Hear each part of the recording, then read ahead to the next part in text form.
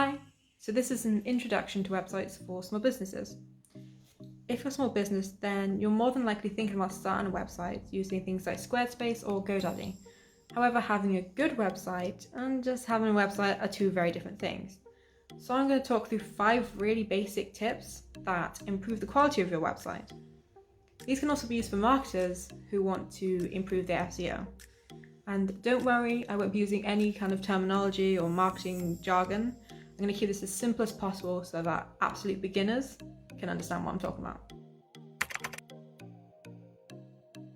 So, tip number 1, the URL.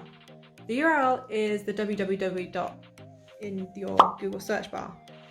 Essentially, what you want to do with the URL is make it as short as possible. So try and aim for under 150 characters if you can. Also use dashes instead of underscores. The reason why you want to do this is it makes your URL easier to read by Google. The easier it is to read, the higher Google will push you up on your search rankings. So try and make it really simple. If you can, just do www.yourshopname.com or .co.uk. Don't try and make it fancy, just go simple. Number 2, blogging. If you want to start a travel blog or a fashion blog or anything along those lines, make sure that in each of your posts, the first 100 words are as refined as possible. So don't fluff it out, just simply give the key points. You want to introduce your blog in the first 100 words so that your audience know if it's right for them.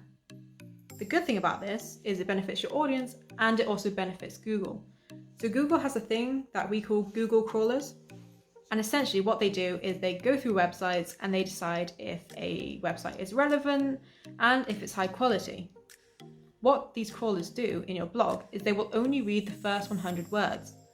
So you want to be as precise as possible so that Google will then push it to the right audience, increasing your quality score, which is only good news. Cool. There was some terminology in that one, but it's not too difficult. The best way I describe Google crawlers to someone who doesn't understand what I'm talking about is just think about the Matrix. I know it's from like 1993, but stick with me. And think about like the crawlers that go through the Matrix. That's essentially how I describe it. They look like that. They just want to find quality. Number 3, compressed images. You need to make sure that every single image that you upload to your website is going to be compressed, so it's as small a file as possible. Big files take a long time to load, and your audience simply isn't going to wait for your website to load. So you need to make sure that you compress every image so that it's as small as possible.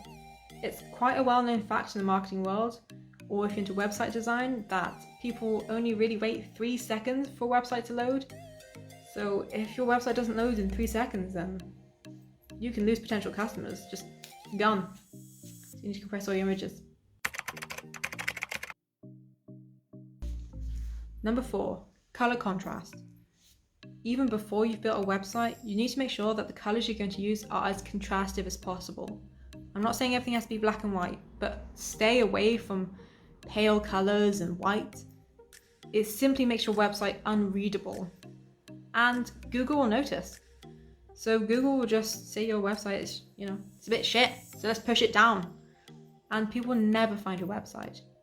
Don't worry if you're a bit like, oh, I didn't even consider that or even hear about it. Because a lot of big businesses and brands still don't use contrastive colors and it drives me mental. But it's okay.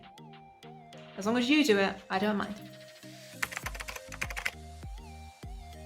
Number 5, backlinks.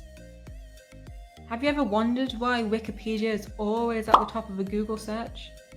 If you actually look into the pages on Wikipedia, they have 101 links.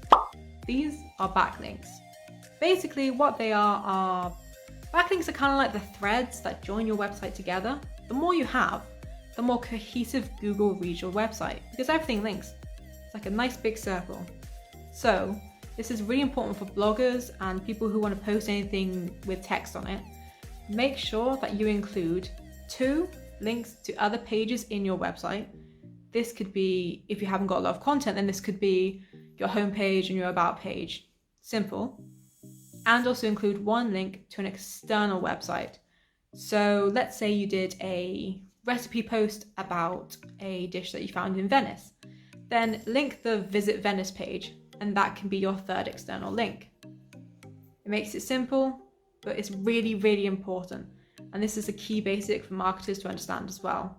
So if you do that, then you're doing better than most people, to be honest. That's all.